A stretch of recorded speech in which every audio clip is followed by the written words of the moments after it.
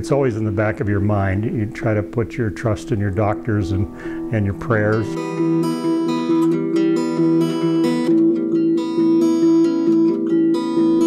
Atrial fibrillation is a huge problem and becomes more common as people age. The stroke risk goes up considerably. It's 5-fold higher in patients with atrial fibrillation.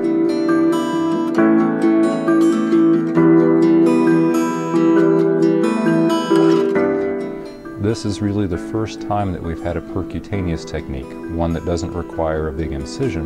The tube sits in the space around the heart. The second step is to get access to the vein in the leg and place a catheter through the septum, the atrial septum, into the left atrium, and position a magnet in that left atrial appendage. We can place a magnet on the outside of the heart, have the two magnets kind of click together, and create a rail over which we can pass the loop of the lariat tool. We place that loop around the neck of the left atrial appendage, close the loop down, make sure with ultrasound that we've closed off the appendage, that there isn't blood flowing back and forth, and that we've accomplished what we intended. Close down the stitch, cut the stitch, take everything out, and we're done. When the doctor came in and put bandage on my chest when we're all done, this was the Band-Aid, and I saved it as a souvenir because that's all there was on my chest is a little Band-Aid, and I've actually cut my finger and had to put bigger Band-Aids on it than that.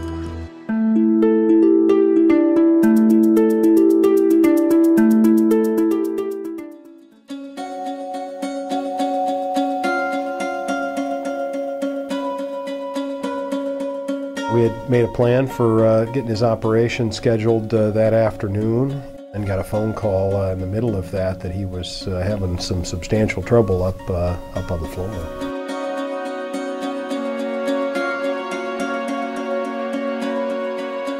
All I did was say 3 words to the family. I said, I'm nobody, he's okay, just hang on. We're getting him to the place he needs to be and to get the care he really needs to get.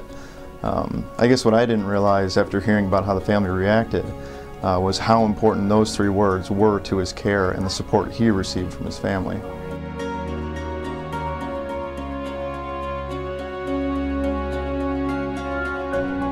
The care that I've received here at the Nebraska Med Center has just been unbelievable.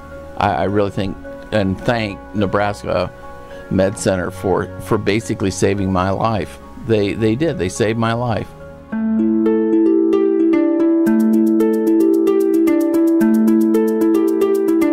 This is the mechanical heart that Mr. Rath has implanted in his chest, and it completely replaces his native ventricles. So these pumps actually do pump the blood in his chest and around his body. Our thought was that this would be the only technology that would save his life, and so we decided to bring this technology to Nebraska.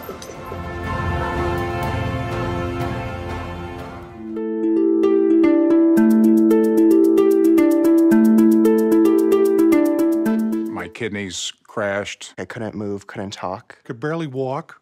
I started making my funeral arrangements. My wife wasn't ready to give up on me. She wanted me transferred. Fortunately, ended up at the Med Center. They are experts in heart failure. The only place in the state of Nebraska that could help me. The Med Center's kind of in a league by itself. I wouldn't be here without them. Wouldn't be here today if I didn't have that heart transplant. If you need a second opinion, call the Med Center. You can make your own appointment. It will probably save your life.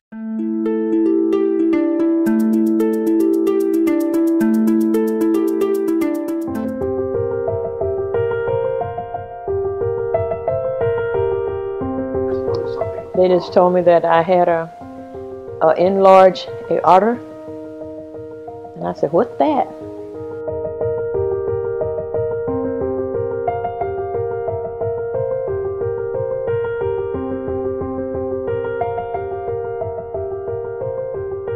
We bring our device, which is essentially compressed up into a tube about the size of a pencil, and that then is threaded all the way up deep inside to the abdomen to that aortic aneurysm, and then we push the graft actually outside the little constraining tube which then springs open and relines the inside of the aorta. This type of procedure is not currently being offered in every hospital in the country, nor will it ever be offered in every hospital in the country. Didn't have any symptoms before, and I don't feel any difference. I don't even know that this happened.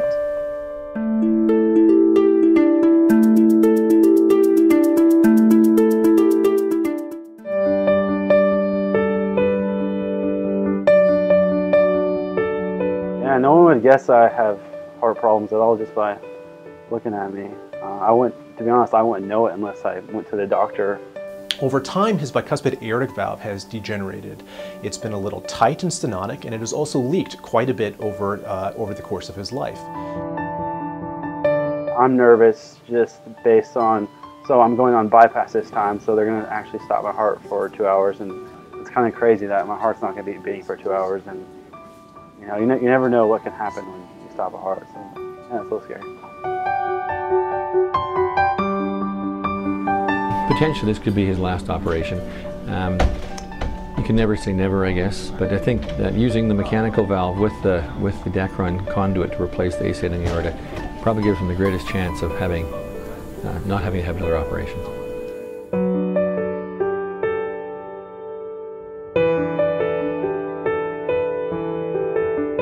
So I start medical school again, so I have to make sure I'm ready in 2 weeks, and then I won't have time for anything.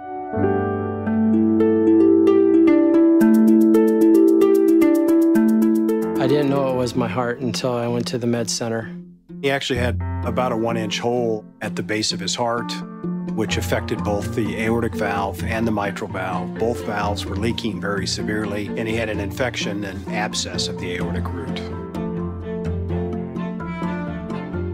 I woke up 3 days later, a new person. It's made a huge difference in my life. I'm back. It's why we do what we do.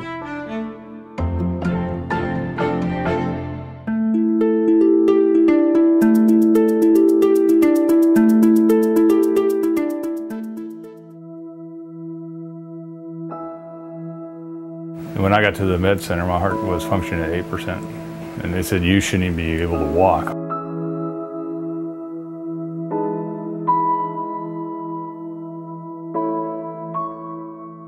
It just got to the point where life in general was hard to accomplish. You sat down, you fell asleep.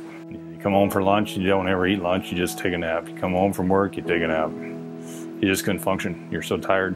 Talked about this LVAD, and that was the first time 2 weeks ago that I ever heard of such a device.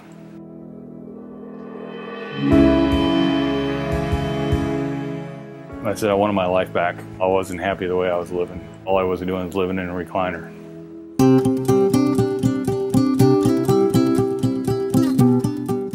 They said, you're going to be our 100th person to have this, and I, kind of feel honored about it. Knowing that they gave 100 or 99 other people a way of life improvement, and they're going to do another 100 after me, so I'm not going to let it beat me no more. I'm beating it.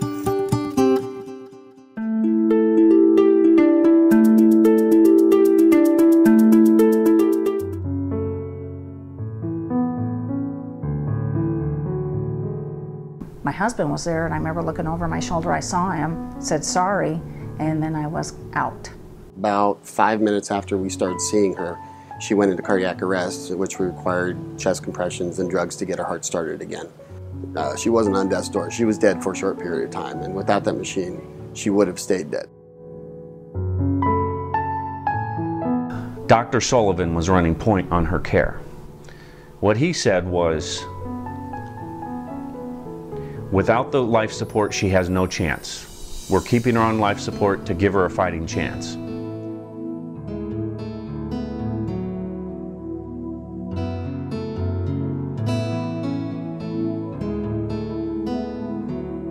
Was it for the paramedics to know, because it was their call as to where they would take me.